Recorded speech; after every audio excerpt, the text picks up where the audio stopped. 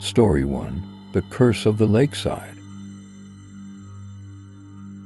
In a remote town, there's a beautiful lake called the Cursed Lake. The water is crystal clear, surrounded by dense forests. However, the locals know that this lake has a terrifying legend. Many years ago, a couple met their demise here, and their souls have been wandering by the lakes, searching for replacements. Henry and his friends decided to camp here to celebrate his birthday. Joining him were his girlfriend Rachel, his friend David, and David's girlfriend Mia. They drove to the lake with camping gear. The water shimmered under the sunlight, looking both beautiful and peaceful. "This place is so beautiful," Mia exclaimed. "Yeah, it looks like paradise," Rachel agreed. David chuckled, "But I heard there's a curse on this lake. Don't wander around at night." "David, don't scare everyone," Henry patted his shoulder. "We're here to celebrate, not to scare each other." They set up their tents by the lake, prepared food and drinks, and started their party. As dusk fell, the scenery by the lake became more mysterious and beautiful. The bonfire blazed under the night sky, and the four of them sat around it, enjoying the food and drinks.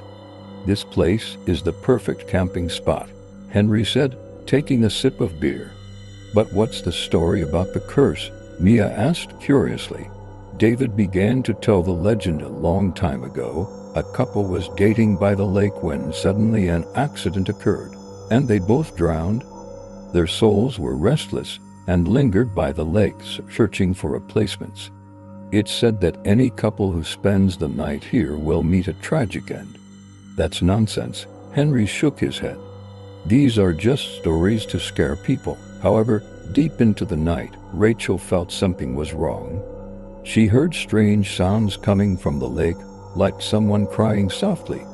She couldn't help but walk to the lake to see what was happening. The water was especially clear under the moonlight, and Rachel saw two blurry shadows floating in the water, like two people. She stepped back in fright, but the shadows suddenly lifted their heads, revealing pale faces with empty eyes. Rachel screamed and ran back to the bonfire. Henry and the others were awakened by her scream and quickly ran over. "What's wrong, Rachel?" Henry asked anxiously. I saw two people in the lake," Rachel said, her voice trembling. "You probably just imagined it," Mia comforted her. "No, I really saw them," Rachel exclaimed. "Their faces were so scary, like ... like dead people." Henry frowned and decided to check the lake. He took a flashlight and walked to the lake, shining it on the water. The lake was calm, with no signs of anything unusual. "There's nothing here," Henry said, turning back. "You must have imagined it." Rachel was still uneasy. She knew what she saw was not an illusion. She felt those shadows were still in the lake, watching her. She tried to convince herself it was just her imagination, but the fear in her heart grew deeper. The next day, they decided to leave the cursed lake. However, while packing up the tents, they suddenly noticed something floating in the lake. Henry used a long stick to fish it out, and it turned out to be an old piece of clothing, looking like it was from many years ago. "What is this?" David frowned. "Probably something left by some unlucky person," Henry said dismissively, but he also felt uneasy. They hurriedly left the lakeside, but the terrifying images lingered in Rachel's mind. Back home, she began having nightmares, always dreaming of those two pale faces watching her from the lake bottom. Her mental state deteriorated, and her friends didn't know how to help her. Eventually, Rachel decided to seek help from a medium, asking about the lake's curse. After hearing her story, the medium told her that the souls of the couple indeed existed, searching for replacements to relieve their suffering. The medium performed a cleansing ritual for her and advised her to stay away from the lake. Despite this, Rachel's heart remained filled with fear. She knew that the shadows of the curse would always follow her, becoming a nightmare she could never escape. Story 2. Shadows of the Campsite. On the outskirts of the city, There is an abandoned campsite known as Shadow Camp. Decades ago, it was a popular camping spot, but a bizarre accident left it deserted. The legend goes that a family disappeared here, leaving behind empty tents and bloodstains.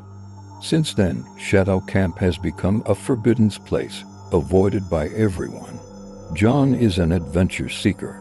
After hearing the story of this campsite, he decided to explore it with his friends. His companions included his girlfriend Linda, his buddy Tom, and Tom's sister Amy. The four drove to the campsite, and even in broad daylight, the place seemed eerie and foreboding. "Are you sure this is a good idea?" John, Linda asked, a bit worried.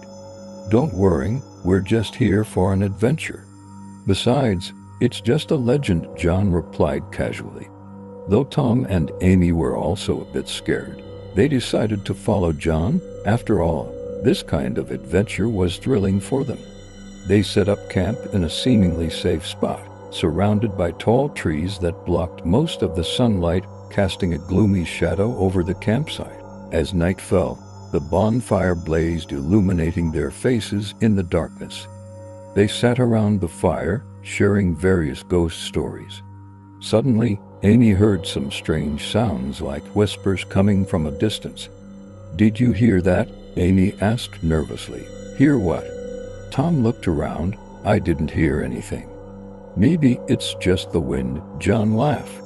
"This place is deserted, and sounds can get amplified." But Amy didn't think so. She felt the whispers were like someone talking right in her ear with faint sobbing. She felt a chill run down her spine, but she didn't want to be seen as a coward, so she silently endured it.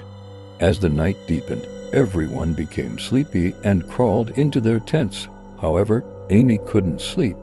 She felt as if someone was watching her, and the whispers in her ear grew clearer. She mustered the courage to step out of the tent for some fresh air, but when she stepped out, she saw a vague shadow flickering by the bonfire. It looked like a person, but she couldn't see the face clearly. Amy's heart tightened. She wanted to wake the others, but she found she couldn't make a sound. The shadow gradually approached, and Amy felt a chill envelop her. She wanted to run, but her legs felt frozen, unable to move. The shadow stood before her and whispered, "You shouldn't be here." Amy's heart raced, and she fainted. When she woke up, it was already morning. She found herself lying in the tent, with her friends around her, their faces full of concern. "What happened, Amy?" Tom asked worriedly. I saw a shadow," Amy said, her voice trembling. "A shadow?" John frowned. "It might have been just your imagination." "I really saw it," Amy exclaimed. "The shadow told me we shouldn't be here." Linda held Amy's hand to comfort her. "Don't worry, Amy. Maybe you were just too nervous. We're all together, and nothing's going to happen." Despite her friends' attempts to comfort her, Amy's heart remained filled with fear. She knew what she saw wasn't an illusion. The shadow was real.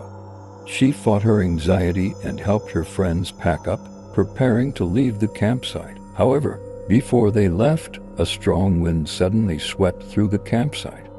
The wind carried whispers, like many people softly speaking. All four felt uneasy and hurried their pace. On the way back, Amy kept feeling something was following them. She looked back several times, seeing nothing but an empty road. The whispers seemed to get closer, and she could almost feel someone softly calling in her ear. Finally, they returned to the city. Even though they left the terrifying campsite, Amy's heart still bore a shadow. She became anxious, hearing those whispers at night. She knew those shadows and whispers would always follow her, becoming a nightmare she could never escape. Story 3. Whispers in the Forest. Far from the hustle and bustle of the city, there is an ancient forest. Its trees are tall and dense, and sunlight can hardly penetrate. This forest is called the Whispering Forest by the locals because people often hear whispers coming from between the trees. Many believe these are the spirits of the forest communicating, while others think these whispers are ominous. Jack, and his friends decided to go camping in the forest this weekend. Jack is a brave adventurer who always likes to challenge the unknown. With him were his girlfriend Emily, his friend Mike, and Mike's sister Sarah. The four drove to the forest and arrived at dusk. They found a flat spot to set up camp, quickly lit a bonfire, and sat around enjoying the barbecue and the tranquility of the night. "I heard this forest has strange sounds," Mike said while chewing on his barbecue. "Some say it's the spirits of the forest whispering." "That's just a legend," Emily said with a smile. "I think this place is beautiful. Nothing scary about it." However, Sarah was obviously a little nervous. She had been interested in these mysterious stories since she was a child, but she was also easily scared because of it. "But why are there whispers?" she asked. "Well, we hear them too." Jack patted her shoulder to comfort her. "Don't worry, we're just here to camp. Besides, we have a lot of people, so there's nothing to fear." As night deepened, everyone became drowsy and crawled into their tents to sleep. The night sky was full of stars, and occasionally a breeze blew, bringing a hint of coolness. However, in the quiet night, Sarah suddenly woke up. She heard some faint sounds, like someone whispering. She nervously opened her eyes, her ears perked up to listen. The sound seemed to be coming from outside. She mustered the courage to lift the tent flap and look at the bonfire.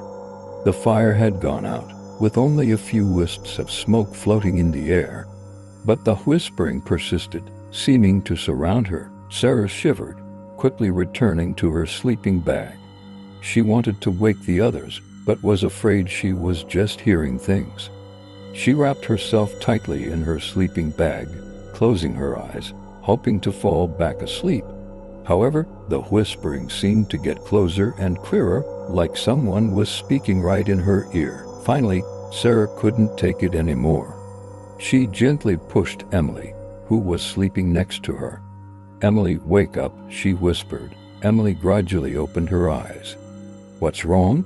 Do you hear that?" "There's whispering." Emily listened for a while but heard nothing. "It's probably just the wind. Don't worry, go back to sleep." Sarah didn't dare say more, closing her eyes, trying to ignore the sound. But she felt like the sound was guiding her, calling her out. She felt herself uncontrollably crawling out of her sleeping bag, walking out of the tent, and heading into the forest. As she walked deeper into the forest, the whispers became clearer. She seemed to see shadows flitting between the trees, the whispers filled with sadness and fear. Sarah felt herself being pulled by some mysterious force, moving forward uncontrollably. Suddenly, she saw a vague figure ahead, seemingly beckoning her. Sarah stopped, her heart pounding, but her feet continued moving forward as if not under her control. As she got closer, she saw the figure's face. It was her deceased grandmother. Her grandmother's face was covered in tears.